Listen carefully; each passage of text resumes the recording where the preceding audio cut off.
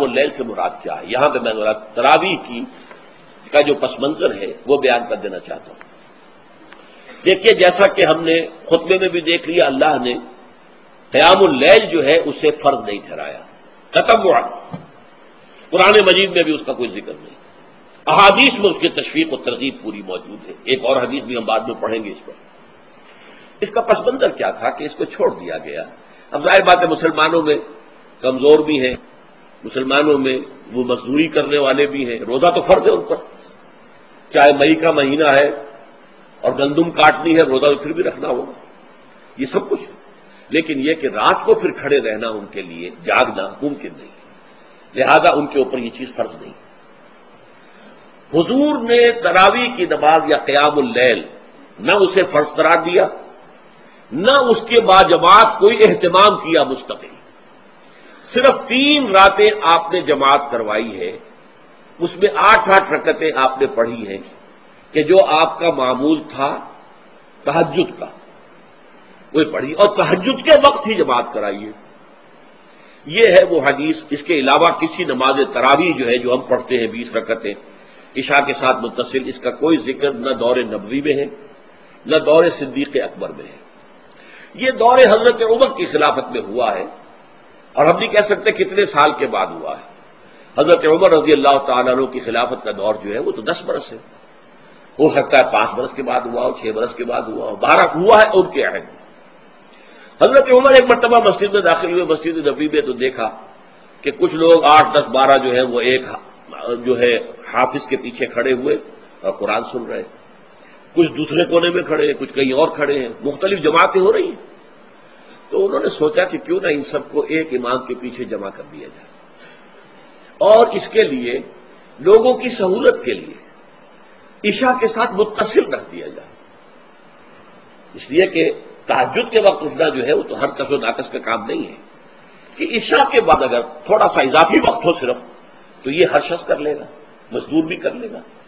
لہذا آپ نے یہ نظام تجویز فرمایا کہ عشاء کے متصل بعد 20 رکعت نماز پڑھی جائے اور ایک امام کے پیچھے پڑھی جائے۔ یہ گویا کہ اجتہاد ہے حضرت عمر رضی اللہ تعالی عنہ، اس کو آپ نے خود بدعت بھی قرار دیا ہے، لیکن بدعت حسن۔ بدعت کس اعتبار سے؟ لغوی اعتبار سے، نئی بات، اس لیے کہ حضور کے زمانے میں نہیں تھی، تو یہ اس طریقے سے ایک نئی بات ہے۔ لیکن یہ بات چونکہ بہت اچھی ہے، بہت عمدہ ہے۔ آپ جب یہ نظام چل پڑا تو ایک دن مسجد میں آئے، دیکھا کہ بڑی بھری مسجد ہے، صحابہ کھڑے ہیں اور ایک امام کے پیچھے قرآن سن رہے ہیں۔ آپ نے فرمایا نعم البدعۃ ھذہ، یہ جو ہم نے نئی بات شروع کی ہے یہ بہت اچھی ہے، بہت عمدہ ہے۔ اب یہاں سے فرق واقع ہو گیا ہے۔ ایک تو اہل تشیع جو ہے وہ تو ویسے ہی حضرت عمر سے بہت دشمنی رکھتے ہیں، عناد رکھتے ہیں، تو حضرت عمر کے اجتہادات سے انہیں نفرت ہے، انہیں دوری ہے، چاہے وہ کوئی سا بھی حضرت عمر کا اجتہاد ہو۔ ہمارے ہاں اہل حدیث حضرات بھی در حقیقت حضرت عمر یا کسی اور خلیفہ راشد کے فعل کو وہ سمجھتے ہیں کہ یہ ایگزیکٹو آرڈرز ہیں، یہ ہمیشہ کے لیے نہیں ہے۔ حضرت عمر نے اپنے دور میں ایک نظام قائم کیا، ان کے دور کے لیے ٹھیک تھا، یہ ہمیشہ کے لیے نہیں۔ ہمیشہ کے لیے وہ 8 ہی رکعتوں کے قائل ہیں، وہ تہجد والے، لیکن اس میں بہرحال انہوں نے بھی خود یہ اضافہ کیا ہے کہ وہ 8 رکعتیں وہ عشاء کے ساتھ متصل پڑھتے ہیں، تہجد کے وقت تو نہیں پڑھتے۔ اور حضور نے تو صرف 3 روز جو ہے وہ کرائی تھی جماعت، وہ لوگ 30 دن یا 29 دن پڑھ رہے ہیں، تو اضافہ تو انہوں نے بھی کر دیا، وہ نظام میں تبدیلی تو ہو گئی۔ لیکن اہل سنت جو کہلاتے ہیں، ہمارے جو 4 جو ہیں، جو ہمارے مسلک ہیں، حنفی، مالکی، شافعی، حنبلی، ان کا اتفاق ہے اس پر حضرت عمر کا، کیونکہ ان کے سامنے اصول یہ ہے کہ حضور نے فرمایا علیکم بسنتی وسنت الخلفاء الراشدین المہدیین، تم پر لازم ہے کہ میری سنت کو پکڑو مضبوطی کے ساتھ، اور میرے خلفاء راشدین مہدیین جو ہیں ان کی سنت کو پکڑو۔ اس اصول سے یہ 4 فقہ جو ہیں حضرت عمر کے اجتہادات جو ہیں ان کو بھی پابندی سمجھتے ہیں کہ تمام عمر کے لیے، قیامت تک کے لیے امت مسلمہ پر ان کی پیروی لازم ہے، لہذا اس میں اجماع ہے۔